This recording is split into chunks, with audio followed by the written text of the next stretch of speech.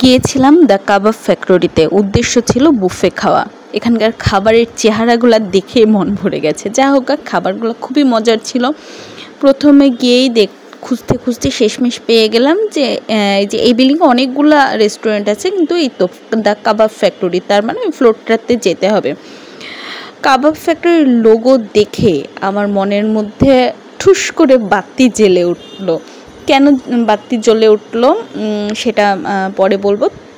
তার আগে লিফটের কাছে যাই, চলুন। লিফটের কাছে গিয়ে দেখি 3টা লিফট আছে। লিফটের জন্য মানুষজন অপেক্ষা করছে এবং টিভিতে লিফটের উপরে স্ক্রিন আছে, সেটাতে বিভিন্ন অ্যাড চলছে, 4-5টা স্ক্রিন মোটামুটি।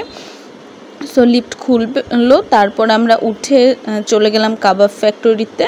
এখানে একটা সুন্দর আয়না রাখা আছে, পাশে 2টা চেয়ারও রাখা আছে। ঠিক এই পাশে গার্লিক অ্যান্ড জিঞ্জার, এখানে অফার চলছে, বুফে অফার 1000 টাকায় 999 টাকা দেন আমরা ঢুকলাম আর কি।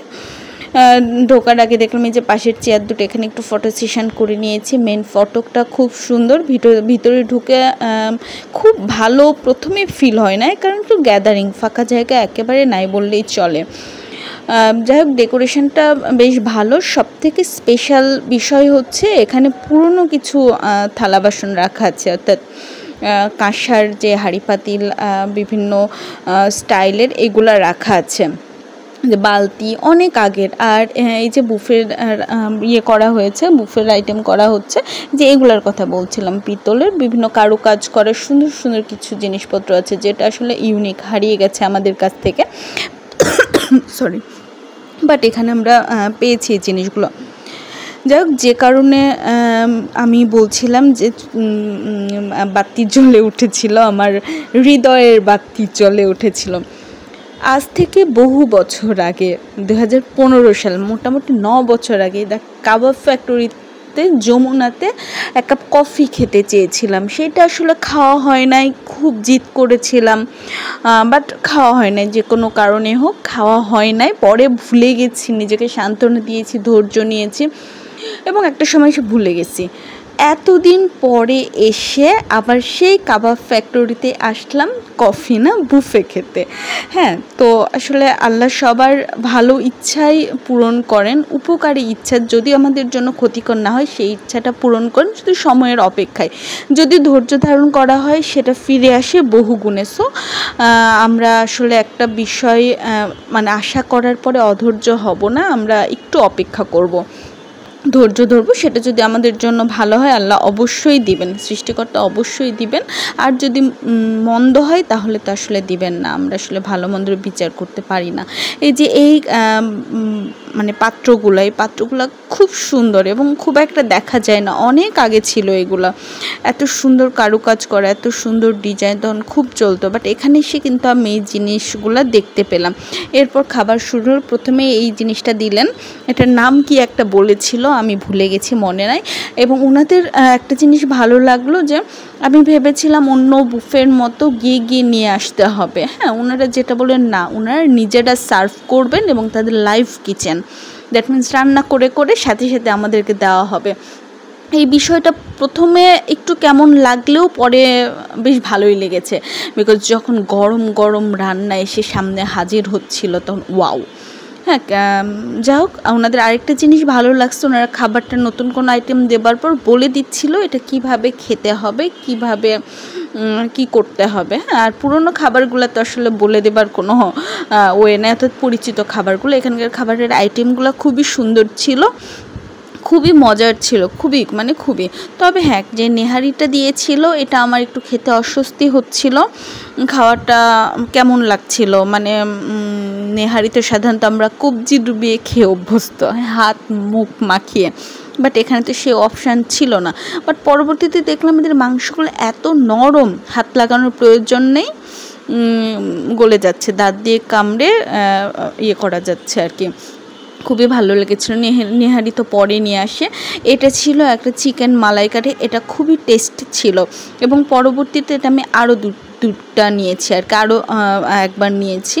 এবং ওরা একবার করে সব মেনু সার্ভ করার কারণে কী হচ্ছিল, প্রত্যেকটা আইটেমই টেস্ট করা গেছে। কোনোটা বাদ নেই। আর নিজের খেতে গেলে দেখা যায় একটা বাদ যায়, একটা খাওয়া হয় না, একটা আফসোস থেকে যায়, পেট তো ভরে যায়। এত অল্প সময়তে এত কিছু আসলে খাওয়া যায় না।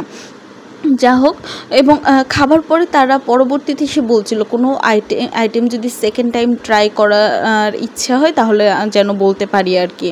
এবং এই যে এই লম্বা এটা ছিল, এটাও খুব মজার ছিল। এটা চিকেনের ছিল নাকি বিফ ছিল, দেখ এটা একটা কাবাব ছিল। এই যে এটা একটা কাবাব ছিল, এটা বিফ কাবাবই মনে হয়। যাই হোক, আর বাকি দুটো চিকেন ছিল, এটাও চিকেন ছিল, এটা প্রন ছিল, এটাও খুব মজা। এটাও আমি পরবর্তীতে আরও 2 পিস নিয়েছি, খুব মজার ছিল। প্রত্যেকটা খাবার মজার ছিল। এই পাশে এটা ফ্রেঞ্চ ফ্রাই, আর ওটা হচ্ছে পটেটো কি একটা বললো আর কি, কিছু একটা নাম বলেছিল। বেবি বসার জন্য একটা বেবি চেয়ারও ছিল, যার কারণে আমাদের সাথে যেহেতু বেবি ছিল সো তার জন্য খুব ভালো হয়েছে।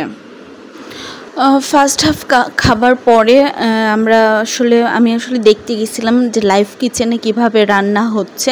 সো পুরোটা একটা কাঁচ দিয়ে ঘেরা ছিল এবং খুব সুন্দর উপায়ে রান্না হচ্ছিল, খুবই হাইজেনিক ছিল।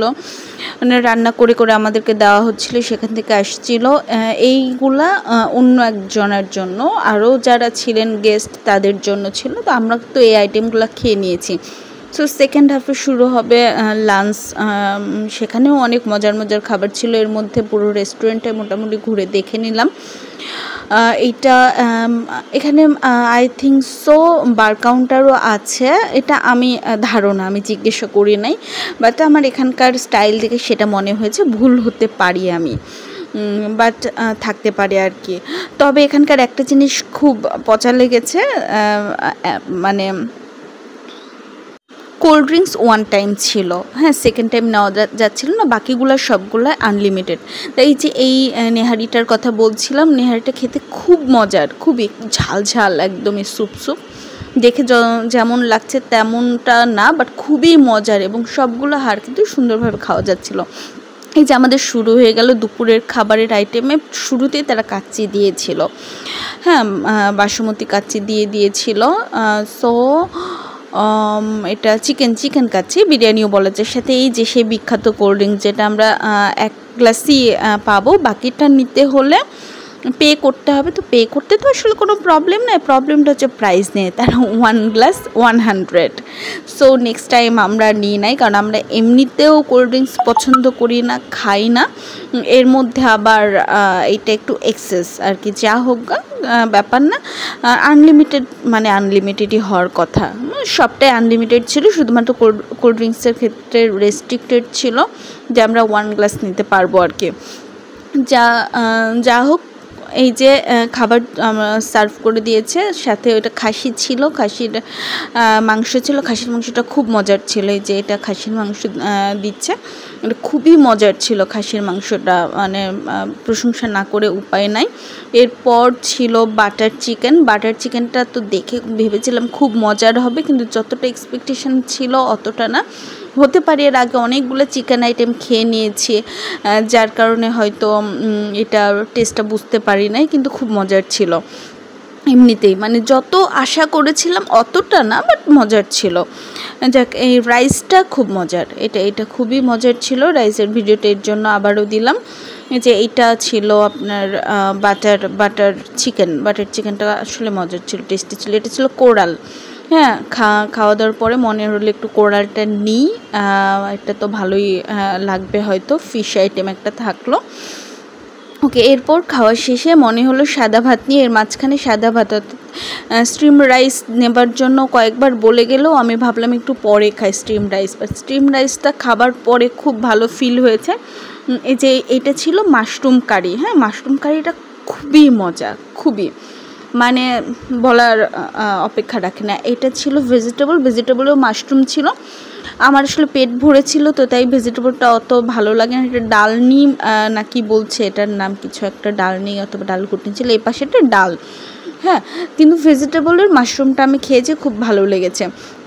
রাইসটা খাওয়াতে খুবই ভালো হয়েছে, কারণ খাওয়ার পরে কি বলে কাচ্চি অর্থাৎ বিরিয়ানি খাবার পর আসলে একদম কেমন হয়েছিল, রাইসটা খাবার পর রাইসটা খুব মজার ছিল, সেটাতে আসলে কাভার করে গেছে, ভালো একটা ফিল হয়েছে।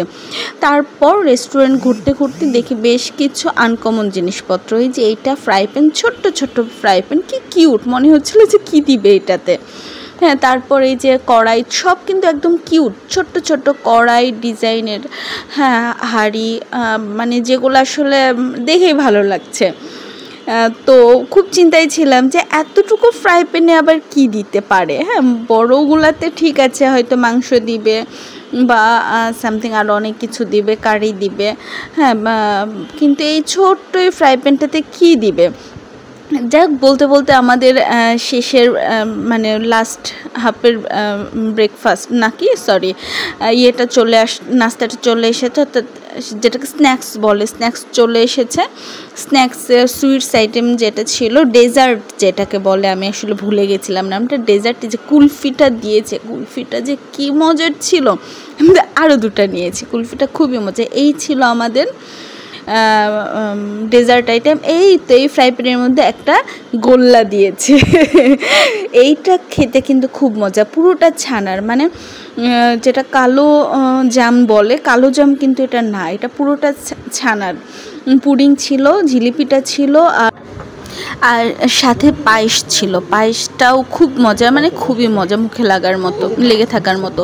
পেটটা ভরে না থাকলে আমি এই মিষ্টিটা আবারও নিতাম। কি কিউট দেখতে, কত সুন্দর। হ্যাঁ, এই পায়েসটাও খুবই মজার। পুডিংটা অ্যাজ ইউজুয়াল, হ্যাঁ, পুডিংয়ের আর কি চেঞ্জ হবে। সো এই ছিল দ্য কাবাব ফ্যাক্টরির খাওয়া দাওয়া, বুফে খাওয়া দাওয়া, অসাধারণ।